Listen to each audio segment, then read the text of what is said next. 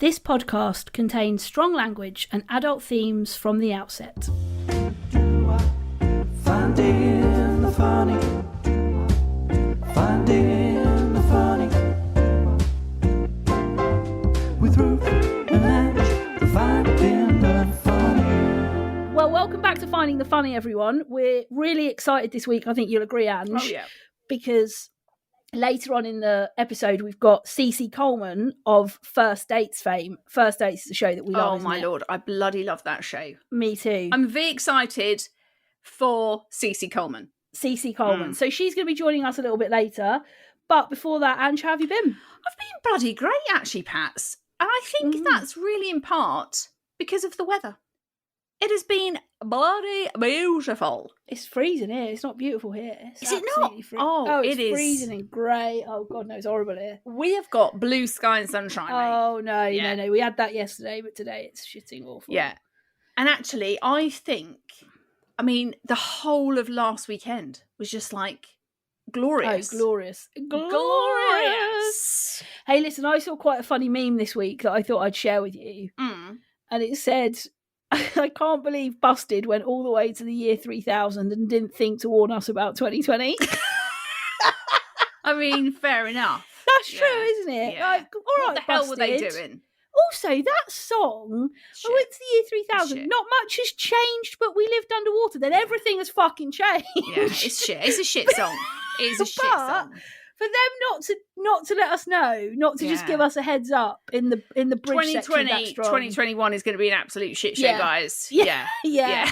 Don't hold out for that one. Get ready now. You're going to be in lockdowns. Yeah. In and out. For in like, and out. 2 years. Yeah. Yeah. Basically. Yeah. Basically. Yeah. Just on last week's episode, at the end, I if you haven't listened, I spoke about drug addiction that Matthew had and kind of how we worked through it. And I had so many messages. So I think both Ange and I both did. But thank you so much for all of your kind of lovely words. But this one particularly kind of stuck with me, and I thought I'd read it. This person wants to remain anonymous. It says, Ruth, I wanted to send a thank you for being so open and honest regarding life with drug addiction. My stepdad was a high-functioning heroin addict. He had a 9-to-5 job and was an exceptionally charming man. I vividly remember a couple of days a month him being bedroom bound. Now I realise he was going cold turkey and my mum would barely speak. He went to rehab but never really recovered or got clean. I remember the confession story that the rehab programme made him write to us, and he admitted that he left my mum and newborn baby brother in the hospital to go and score. The lying, the deceit and the turmoil is something that you articulated so well. He actually passed away last month, leaving my 16-year-old brother behind. He died of COPD due to many years of smoking various drugs. I'm so glad your story is one with such a positive ending. It takes a strong partnership to weather the storm of addiction. Lots of love. What a lovely message. Yeah, and what an incredible strength to be able to sort of acknowledge and write that, really. It's and that's the thing, addiction takes so many people every year. I think it's one of the things that we don't talk about or realise, the amount of people that die. And it's interesting because at the beginning of every NA meeting they say drugs lead to prisons, institutions and death. So it's not prisons, institutions or death. It's like actually the only path this leads to is either prisons and institutions and death. So thank you to that listener for sharing your story with us. That was amazing. And I think the thing that speaks volumes about is that ripple effect. Yeah. It's happening to that particular individual, but actually the effect that has on so many people, on so many lives in so many ways for years and years and years sometimes. And I think it's just important to sort of remember that does affect people for a very long time. So, Ange, listen, I don't know what you're going to say here, but what's been getting on your shitting tits this week? Teats. What's been getting on your shitting teats? What's been getting on your shitting teats? Right, now then. This has actually been something that's come about more during pandemic. Right? Okay. There's a phrase that people keep saying that's really starting to get on my shitting tits. Oh, no. Right, now it came about no. predominantly from I saw Bonnie Tyler. You know, the Bonnie Tyler. Yeah. Oh God, What was I that? don't know where this is. What was gonna that? go. What was her main song? Total Eclipse of the Heart. Yeah. That one. Yeah. So- from Watership Down. Is it? I What? think so. The rabbit one? The bunnies? Yeah. Is I think it? it's in that. I don't know. Anyway, carry on. Anyway, so I saw Bonnie Tyler being interviewed on BBC. That's Oh Bright no, Eyes. that's Bright Eyes. That's Bright Eyes. I was thinking, what? That song's to do with the rabbit film. Oh my God, that is hilarious. As You were soon as I thinking said that, I thought I'm going to check the chat because producer Joe Joe will was know. straight in Joe's there. like an encyclopedia of Yeah, everything. He'll yeah. know. And as soon as I looked at the chat, I was like, Oh yeah, no, that's Bright Eyes. That's Bright Eyes. That's Bright Eyes. Yeah, Ange, come on. You've turned into absolutely loving singing on the podcast. What's going I on? like 3 a weeks in a little- row now. I 3 like to weeks put in a row. little jingle Rein in it when in. we're Rein it in. when we're talking songs. I like to just refer to the song. Okay, so Anyway, that was Bright Eyes. Back to Bonnie Tyler. Bonnie Tyler. Did she sing Bright Eyes though? No. No. Okay, so absolutely nothing to do with it. She did anything to do with Watership Down in any way, shape, No. or form. Why did you think that? Why did I think the start of Brown Eyed Girl was Hey There Amigo? Well, it does sound a bit like that, but Oh, anyway, God. right. So I Anyway. hear Bonnie Tyler on BBC Breakfast. Total Eclipse of the Heart. Totally Eclipse the Heart, right? And they're talking to her about, you know, obviously living during the pandemic, and I think she was due to have some tour that obviously hasn't happened. Yada, Right. yada, yada, right? Yeah. And she said, well, we're all living in the same boat, right? So it's that phrase. She then went on to say how she has spent the whole of the pandemic in her summer home in the Algarve. We are not in the same.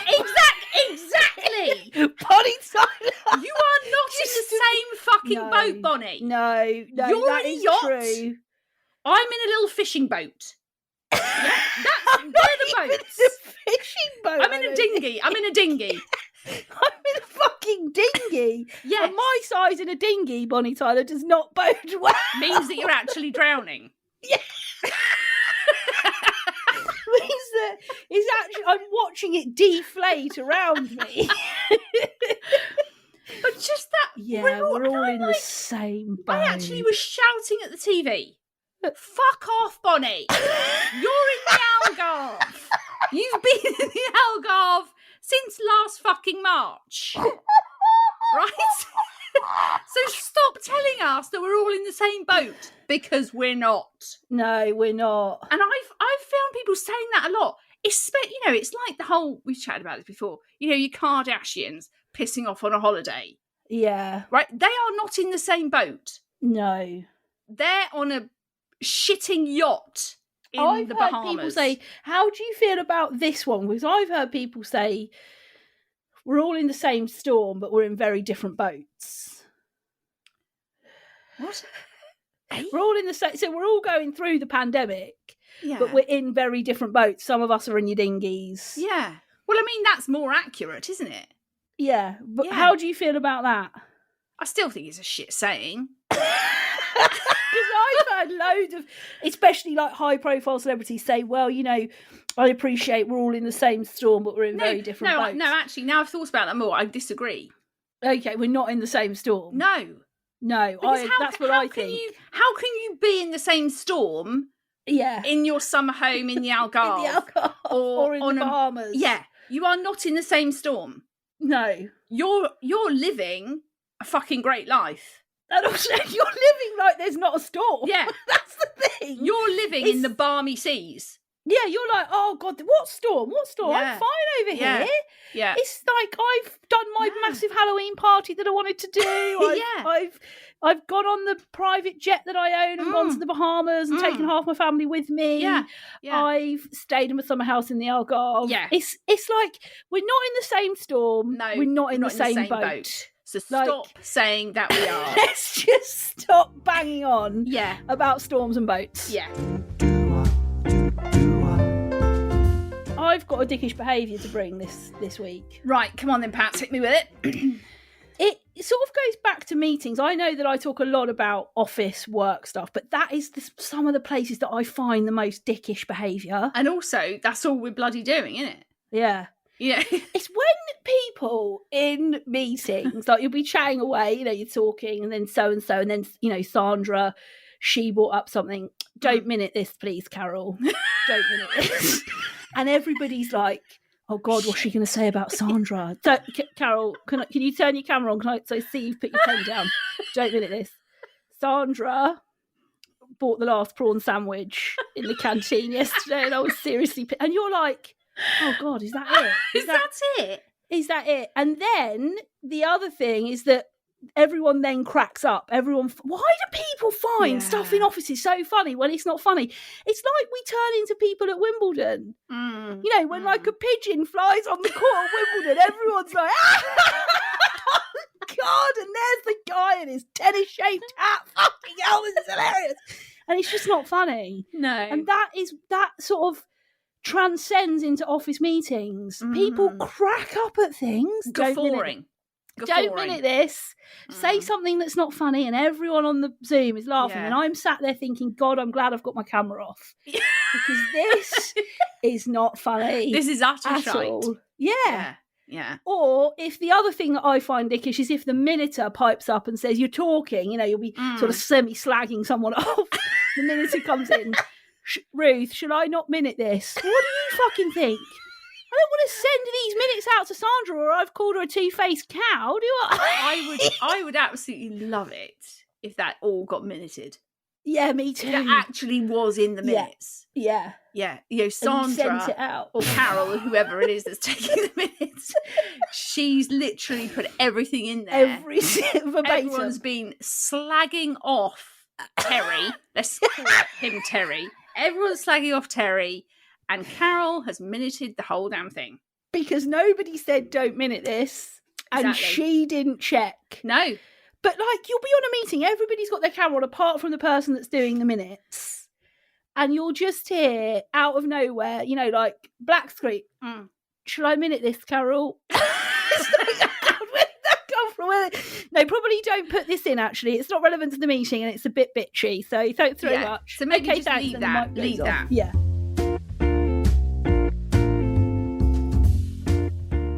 Well, we are both incredibly excited to welcome onto Finding the Funny this week, Cici Coleman. Cici is best known probably for her appearances in First Dates. She's actually my favourite waitress in First Dates. Little fact for you there.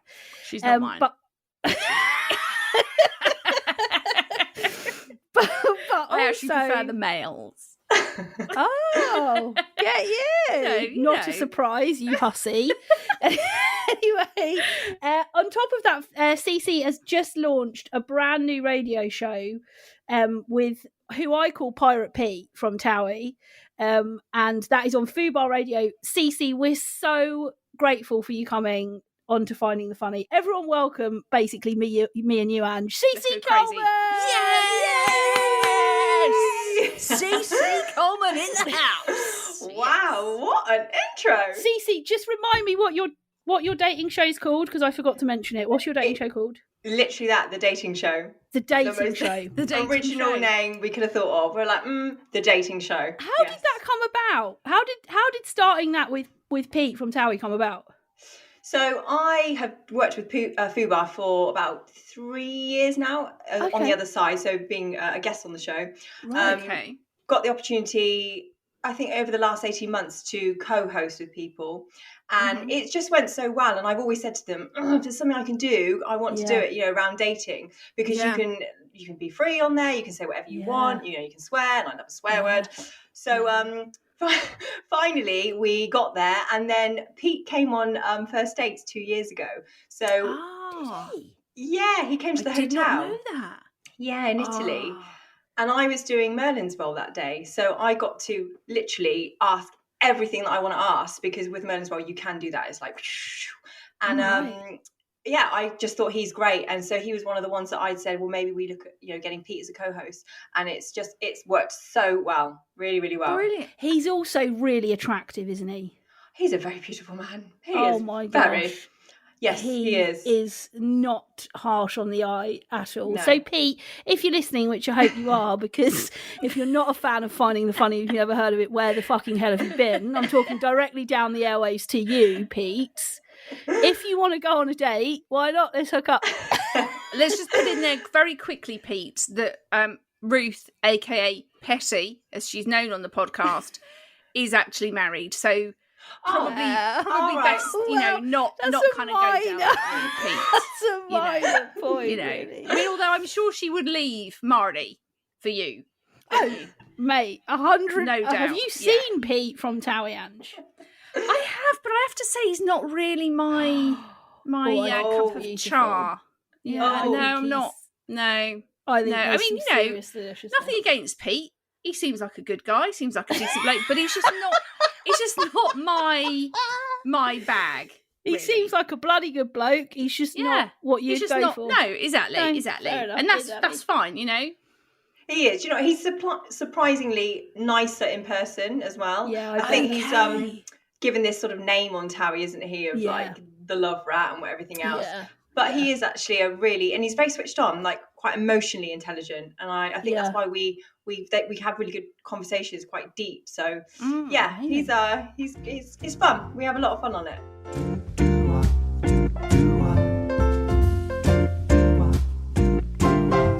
Ange and I do a thing called the big questions, and we decided this week that we thought we'd put some big questions to you. So, Ange, shall we? Let's do the big questions. That's what we do. So we make up our own jingles on this show. Budget is very tight. I can tell. Yeah. We write the theme tune, we sing the theme tune. We sing it. Yeah, we do the chat. Very tight budget. Wow. Yeah. So we are going to ask you some questions about first dates as well. Okay. Because it's a show that Ange and I both love. Oh my gosh. It's one of my favourite TV shows. Straight up, not just can I just say as well, Cici, my son, I have a 17-year-old, soon to be 18, holy shit, year old son. And that is one of the programmes that we watch together. Because lovely. We love it, and we love like the stories that come out from the people you have on, and actually now with obviously teen dates starting, it's even better for us because he fits in that bracket. So it kind of brings lots of chat for us. Has he been on any dates? Has he done that part yet? No. I mean, he had a girlfriend sort of the last year of secondary school, so that would have been like 15, 16. But I think this is the thing that I found through watching teen dates and having I've got a teenage son and a teenage daughter, is actually, I think this is the thing that I think this programme has been really good at highlighting, is actually that doesn't tend to happen that much anymore. No. Because of, I think, social media predominantly, that you can meet someone. I mean, obviously not in a club at the moment because no one's going anywhere. But I don't know. Tinder. You can meet someone on Tinder. Yeah, you could, yeah. And I just think it's that immediate, like, you might not even know them, but you can connect with them straight away. You can have a chat. Yeah. So it kind of takes out that element of that sort of dating scene, I think. And I think that's what doing this sort of spin-off programme, I think is absolutely brilliant. Can we call it courting, please, guys? Can we refer to it as its proper name? Courting. From the 1950s of courting. So what has it been like doing teen dates as opposed to first dates? Yeah. What somebody watching from the outside, what's been the biggest difference for you on the show? Do you know what? We've had so much fun doing teen dates. We had no idea what it was going to be at the start. When they mentioned it, I thought, oh God, hang on a minute. You're putting, 16-year-old kids on dates. Like, is that... is that right? I know. I don't know how I feel about this. And suddenly I felt really old as well. I was like, oh my God, I feel old now. Am I the mum in this? Am I the sister? Am I the auntie? Like, what's my role? Anyway, after we had lots of chats over it. Seeing it happen. But the thing with first dates is you do really have to see it happen for it to work. Like day one, 7 years ago, I just thought, what the hell am I doing? Yeah. What do you want me to do? I don't get it. Where's my script? I'm a thespian. Where? And there isn't one. You do what you just talk to people and you be human. Yeah. With teens, the level of conversation is, I find, more interesting because they're more interested. Everything's exciting. You know, they're like, oh, wow, waitress. Oh, wow, food. You know, oh, wow, a steak. You know, oh, my God, what's that? And it's like the sauce. Whereas adults, we're like, you know, where is the sauce? And these kids are just fascinated by life and by each other. And their nerves are... I just think it's so beautiful watching people nervous because they're trying so hard to be their mum or their dad or their, you know, someone they've seen in a movie. And it's like, you don't want to patronise them by being consistently saying, you know, oh, bless you, oh, bless you. But all you want to do is go over and hug them and say, you are doing fine, I promise you. Me at 16, I was a complete twat. You are doing good. So, I mean, I'd be saying, me at 16, I was a twat. I'm still a twat now. 100%. You know, really, I don't think I've actually grown up. No. The difference, I think, when I was 16 to how they are now, and it might be because of social media and, like, I guess the education, if you can call it that they're getting, is they're so advanced. They know themselves. There was a guy on that he just blew my mind. He was talking to this his date, and she was quite insecure. And this guy was 18, but he knew to say to her, he said, I'm going to compliment you for the next 10 minutes so that you feel comfortable in your own skin. And I thought, you're 18. How do you know to do that? You know, older men, you take note of that because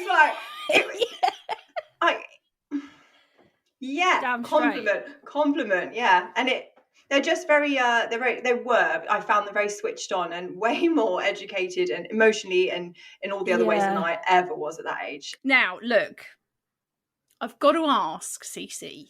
I know what is coming. I feel like I need to prepare for this. I've got to ask about Fred. Ange's obsessed with Fred. Right. Okay. Now, all right. When I see Fred, I do have to control myself a little bit because I think, you see, I take Fred over Pete every day of the week. I mean, I like Fred. I think he's a really handsome guy, and I love the Francais. I love the French. That's what it is. But in a lineup, I'd pick Pete over Fred, I think. But I think Fred's great. I love him, and I think he is very attractive. What do you like? I need to know the real deal about Fred. You know, what I see on the TV, Fred being all French, sexy, va-va-voom. Renault sort of vibes. I love this. Yeah, you know, your vavavooms. Your vavavooms. Is he that kind of sexy in real life? Suave. So, so he's my boss. So there's a level that's like it feels very. But I've worked with Fred in the restaurant, and I've worked with him in his restaurant in out of filming. So I worked in the office. Yeah. So I got to see a different side to him. Side of Fred, yeah. And I think he's more lovely in real life because he has a warmth that he doesn't get to show as much because he's on TV and he's doing his job. You know, you turn up to work and you don't turn up going, here's my life story. Not that he did that, but, you know, you don't do that. I do, but not everyone does. So do I. Yeah. I'm an oversharer big time, Yeah, big time. We do. Yeah. This is going to go well, isn't it? Yeah. I think we're going to be sharing everything about our lives. Oh, yeah. Buckle up, guys. It's going to be a long ride. Tissues.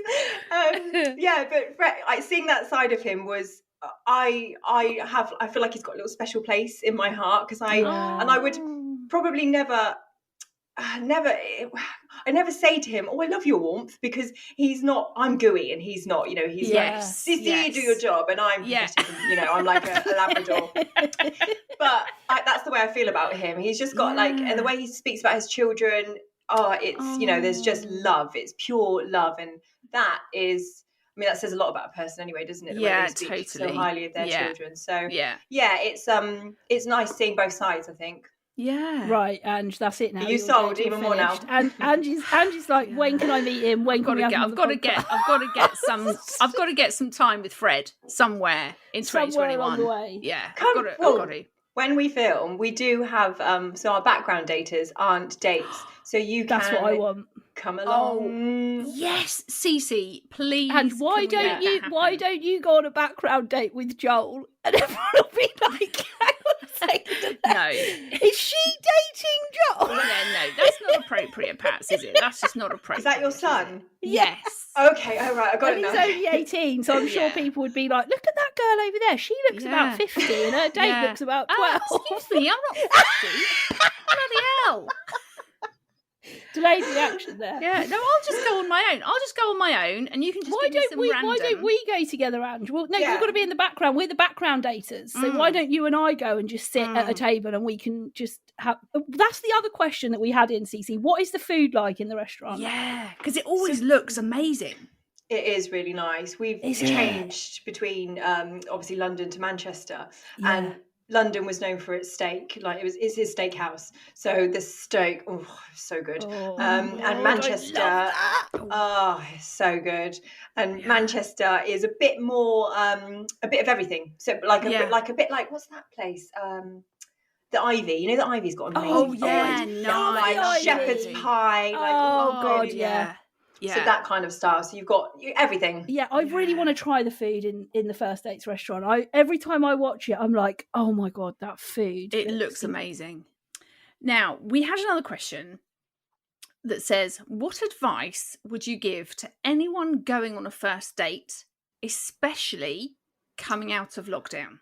I would say give yourself time, because we all need to adjust everything at the moment. Yeah. Like, socially, I have no idea what I'm going to be like, and I'd like to think that I'm a social person, but I mean, you know, in the shop I'm a bit like, blah, blah, blah, blah, blah, you know, and you can see they're like, all right, hon, calm down. She's clearly been on her own through lockdown. So going on a date doing that as well, you know, imagine you're just going to be firing like, so I would say give yourself time, and don't be too hard on yourself, because take the time to adjust, and when you feel ready, go out with your friends first, get that part done, you know, just figure out what it feels like to be around people, because we don't know, like no one knows how we're going to feel. Nobody knows. We can imagine, but you know, in my head I'm in a club and I'm in the middle spinning on my head.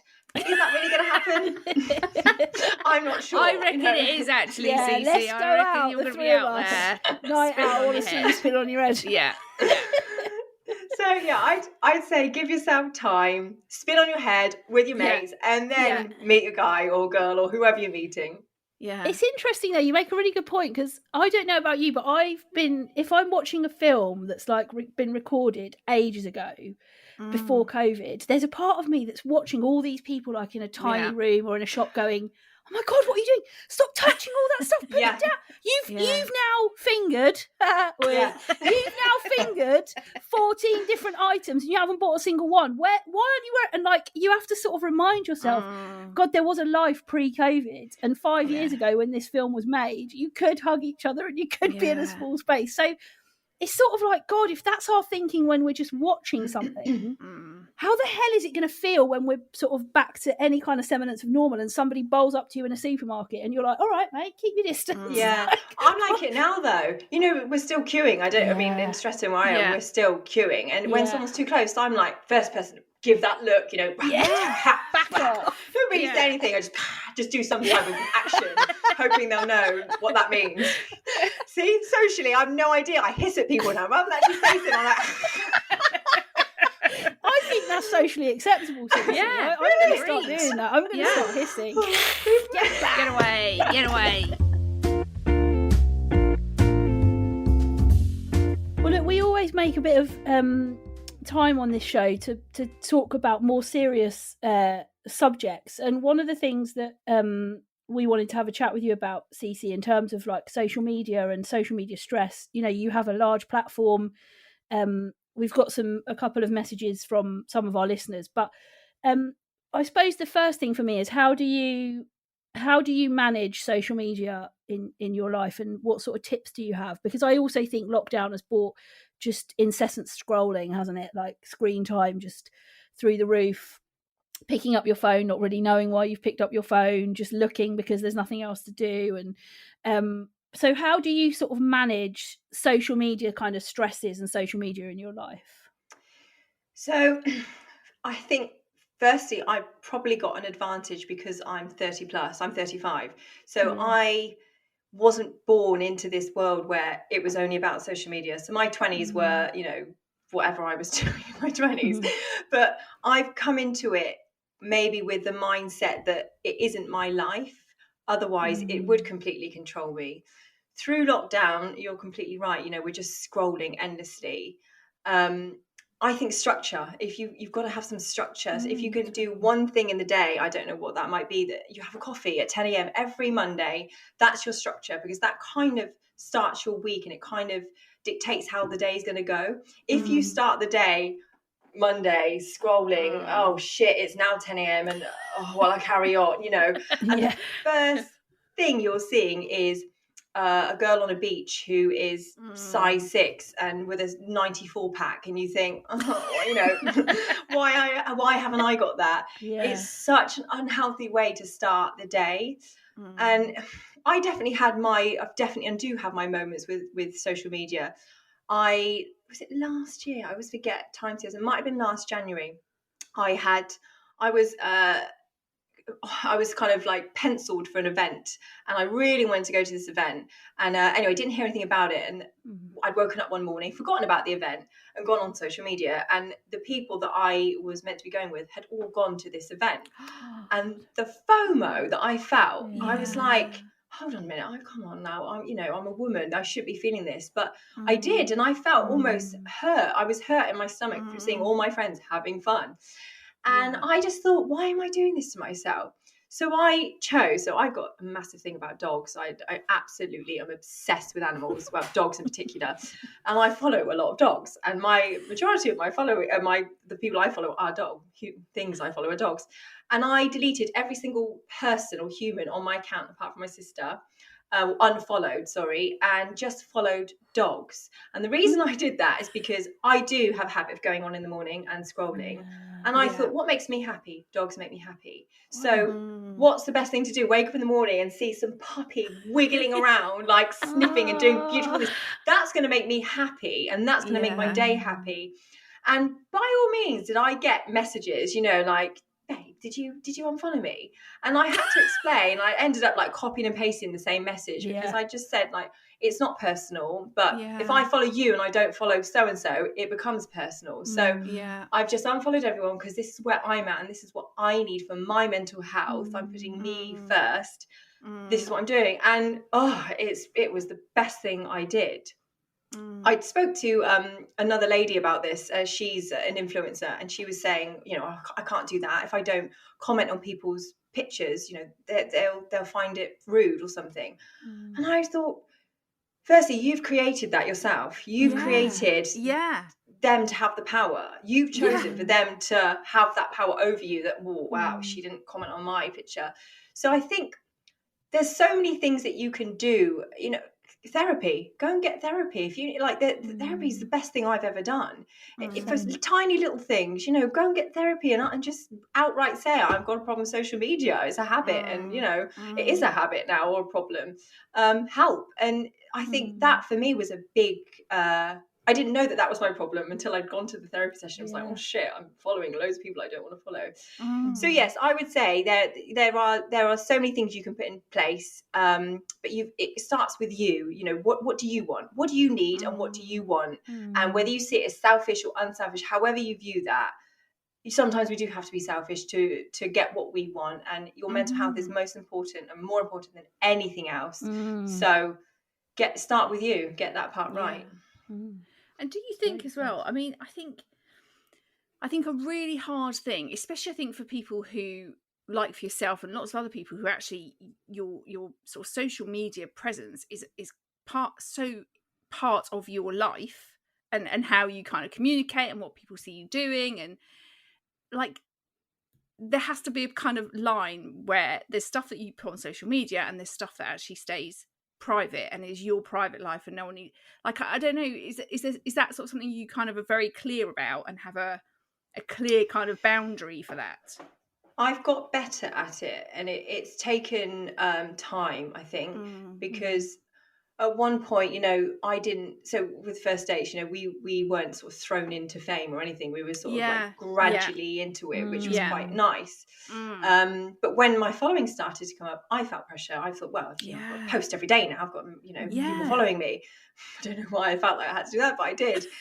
So I think having something, a theme, so having something that you know what you're putting or what you're putting up. So some people like baking, some people like taking selfies, some people like, you know, walking the cat, whatever it is.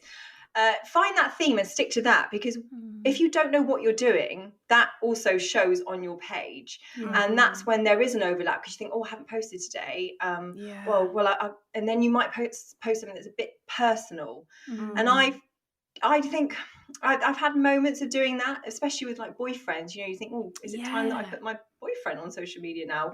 Where's the line? But then again, you have to ask yourself, where is the line, and what are you prepared? You've got to think about the consequences. If your boyfriend's up on social media, then does he want to be? Is he in that world? Is he okay with that? There's I think there's a lot of conversations that have to be had with yourself and your, say, partner, if you're doing that kind of thing. But yeah, knowing your theme, I think, has helped me. So right now mine's fitness, you know, so it's easy. It's just put the fitness up, and that's kind of, I've ticked the box. I'm doing my part. And I like to keep it, I like people to know who I am, so I will always share things, but I think I would never want to overshare, because they're not my friends. My friends are my tiny little circle of people. And that's what we discuss. So otherwise, where is the line then? You know? Exactly. Yeah. I think as well, it's interesting, isn't it? That whole comparison thing. Like, my husband and I haven't been able to grow our family. We don't have children, and it's been a desperate longing for us for years. But I recently spoke on a panel about living childless, and you know, you can get to the other side and you can think, God, I want to be where that grass is, and you get there and it's just grass. Like, it's just it comes with its own stuff and its own difficulty. And you know, one of the biggest things for me was people kind of moaning about homeschooling their kids during lockdown, and I went through a stage thinking, God, I'd give anything to have a kid. And then I thought, hang on a second, I could get over the other side of the fence and have an 8-year-old, and I get there and it's just as hard as not having an 8-year-old, because it's just grass, and everybody is managing and dealing with their own shit that nobody really knows about. And if I continue just looking over my garden fence going, oh, but I want that bit of grass, I miss out on what's right in front of me, don't I? So it steals my joy, and comparison is the thief of joy. One of my life coaches said this to me, because I was we were talking about comparisons, and comparisons and jealousy, because I think they kind of overlap. And I was saying how I find jealousy is such an ugly trait. You know, I don't ever want to be jealous. But she said, hang on a minute, if you're jealous, like say you're jealous of a woman who's just got a promotion, she said, good, so you know what you want. Because what we don't seem to have at all is clarity. We never know. We do know, but we never know. We're like, oh, I don't know what to do. So find what you're jealous of, because that will help you make your next decision. And I was like, oh my God. And then That's so good. Isn't it? Oh, she's great. She's so bloody good. And I thought, wow, it makes me not judge myself anymore. So I'm okay. I'm allowed to feel that way. As long as I'm not acting on it, you know, I'm okay to feel jealous, because I want that too. So it's actually not, you know, comparisons aren't that bad. Jealousy and comparison, you know, they aren't terrible. They just indicate, you know, maybe some work that we need to do. Yeah. And I suppose how you use that. Absolutely. You use the comparison, the jealousy, to actually help you to kind of push yourself to get where you want to be, or change some things about yourself that you think you need to address, and use it in a positive way rather than it being a negative thing.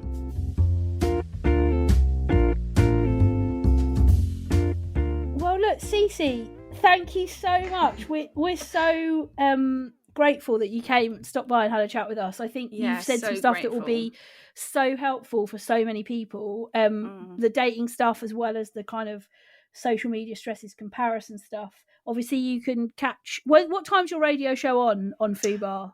Cici? Fridays, 7 p.m. You can catch Cici on Fubar Radio, Friday, 7 p.m, the dating show with our mate Pirate Pete from Towery. Pirate Pete. But thanks so much for joining us, Cici. We genuinely really, really appreciate it. It's been great. Thank you very much. Oh, thank you. And obviously, let's sort that date out for me to come and meet Fred. Yes. Yes. Okay, yeah. So next time we're filming, Done. Sealed. Dealed. Yes. Done. Okay. Thank you, Cici. Yeah.